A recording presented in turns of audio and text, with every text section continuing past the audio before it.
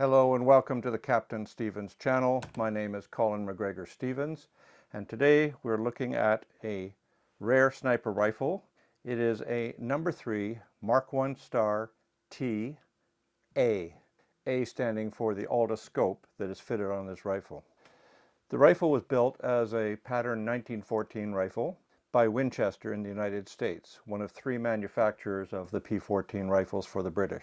In World War I, they found that it was better for sniping. One of these, fitted with a fine sight, could outshoot an SMLE with a scope. In 1917, there were 3 of these were issued per battalion as sniper rifles without a scope, just with that fine iron sight. In 1918, they fitted a model 1918 scope to 2001 of these P14 rifles, and that became the standard sniping rifle for Britain, just at the very tail end of World War I and right through the 1920s and 30s. In 1923, the British had decided that those SMLE snipers with the side-mounted scope just were not accurate enough, but the scopes were okay. So they scrapped the rifles, but the scope were put into storage, and some of them were sold off surplus.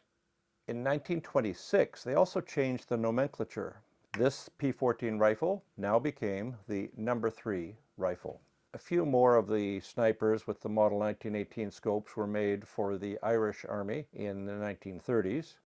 When World War II came along in 1939, the British were very short of sniper rifles. The number 4 Mark I Ts were still on the planning board, so the decision was made to take some of these number 3 rifles, as they're now called, out of storage and fit them with some of those surplus scopes from the old SMLE snipers. So this was a bit of a rush job, and surprisingly, instead of just making more of the standard 1918 model, where they already had a design in place, they had a totally new concept. They talked to Alexander Martin in Glasgow, Scotland, who was a gun maker. He came up with this design. So the scope is a World War I Aldous, 1916. This particular one is a pattern number 4 with the taper here. And he soldered it onto a tray, which was then bolted to the rifle. The front part is a swiveling point, and adjustments left and right are accomplished using the screws on each side.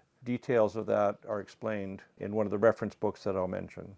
It's weird because they also reverted to the left-hand side mounting, which they had found to be unsatisfactory for several reasons, one of which is accuracy.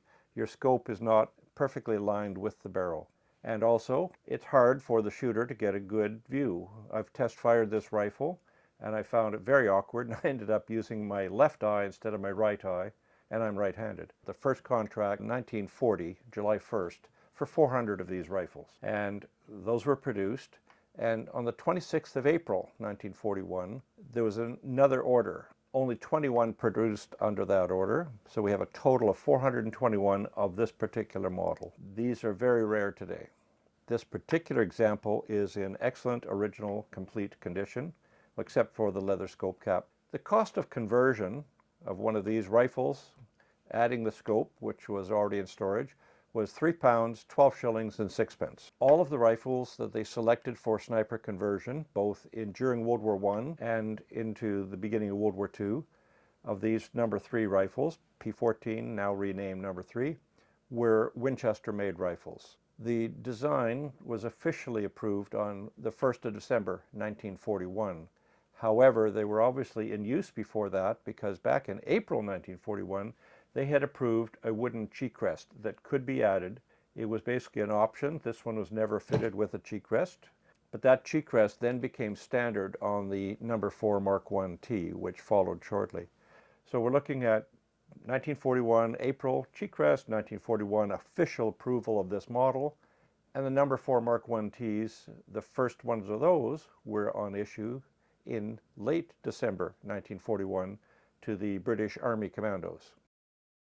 A number 3 Mark I Star T A. The scopes that they used on these are usually the pattern number 3 and the pattern number 4. The pattern number 3 has a bit of a step here. The pattern number 4 has this taper. Now, the scope cannot easily be detached. One can unscrew there and here and remove the scope assembly, but then you have to do a full sighting in again. The safety mechanism is on the right side. Move to the rear to engage the safety. This is a Mark I star. The Mark I and Mark I star differed basically with the bolt head and how it fits just in here.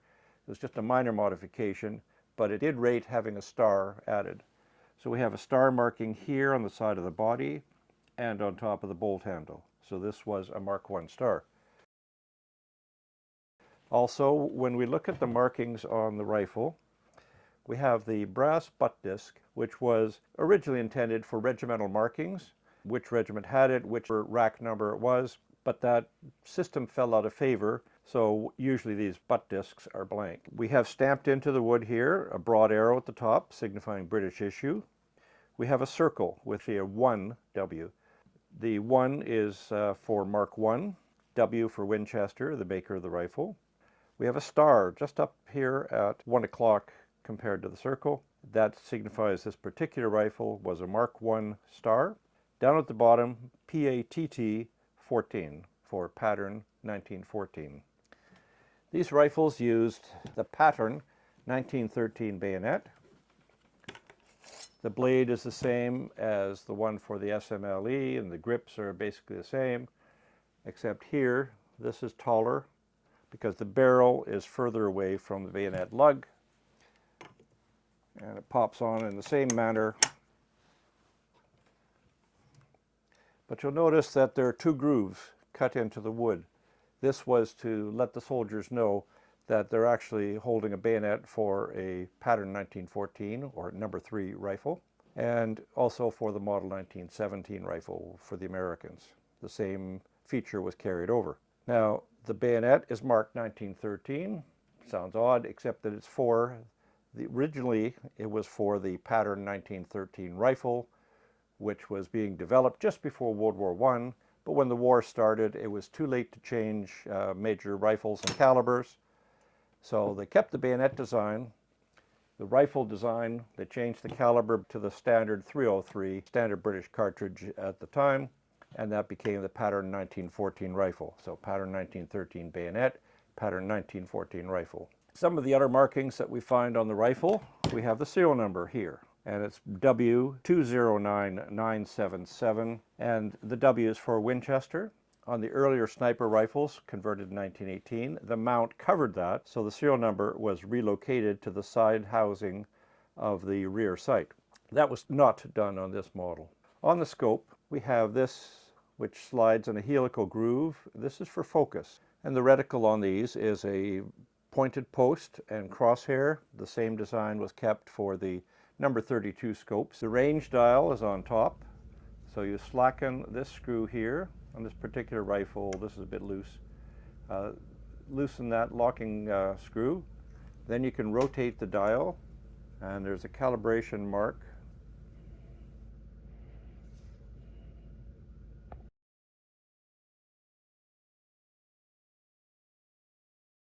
Now, when sighting in the rifle, they would have to adjust back here. And also on this, if you needed to now reset the dial, say you were sighted in for 300 yards and the dial was reading 400, and you say, well, it's got to change.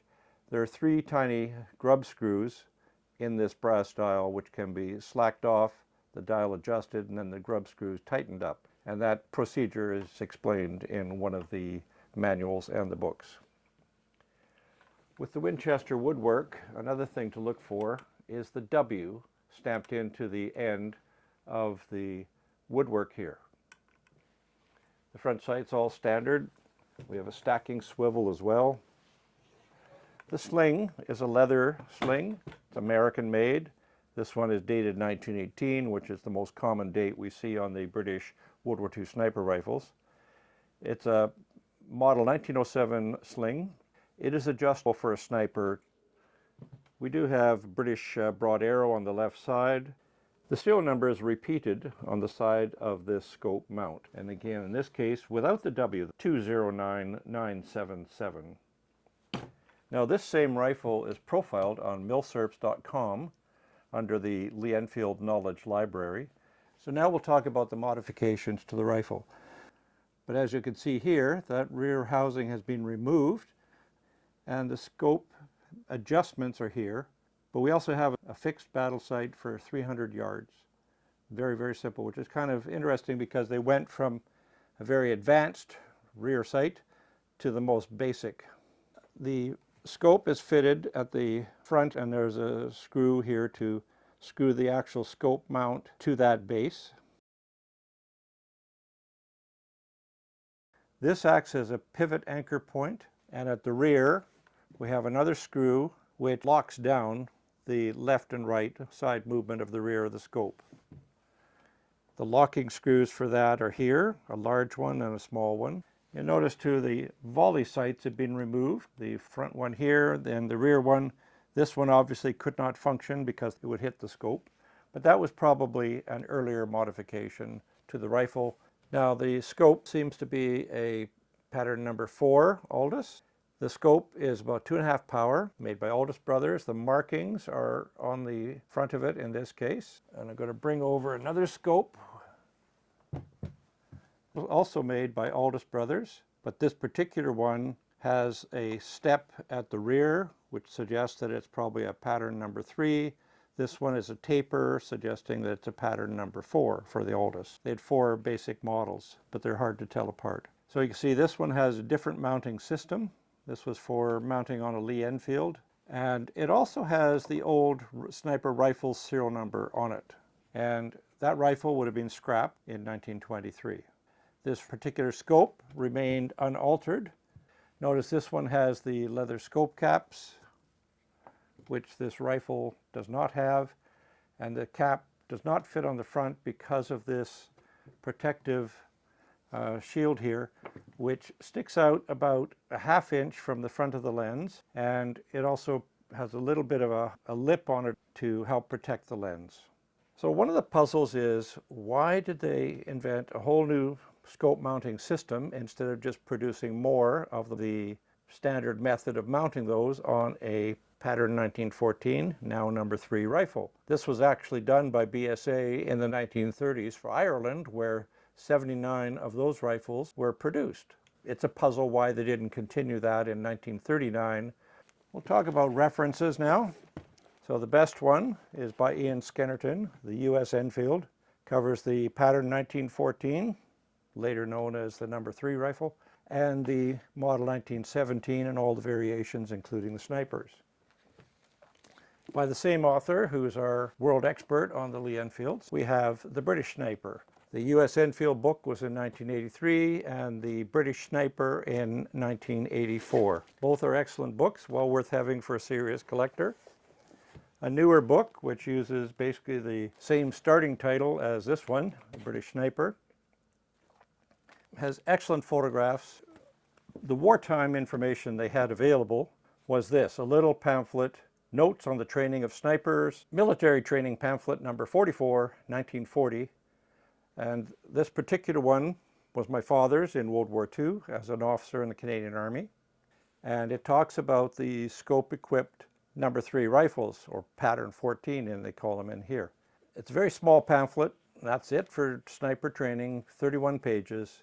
They do mention both the top-mounted scope and the left side-mounted scope, so they are referring to this particular model of rifle. Although the pamphlet's dated 1940, these are reprinted, this particular one in February 1941, and this is 21 July 1941, a British one with an amendment which consisted of how to make your own camouflage smock and hood. For actual combat use, the one reference I have come across is this book, Bayonets and Blue Flames by Tom Barker, and he was a sniper with the British Army in Crete. And then when they were being overrun by the German Fallschirmjäger, the paratroops, he was advised to get rid of the rifles. When he was issued a sniper rifle, it had to be a pattern 1914, but we don't know which version, whether the scope was mounted centrally or off to the left. Thank you very much for watching, and I hope you've enjoyed it. Feel free to subscribe if you wish, and we'll be producing more videos in the future. Thank you very much. Bye-bye.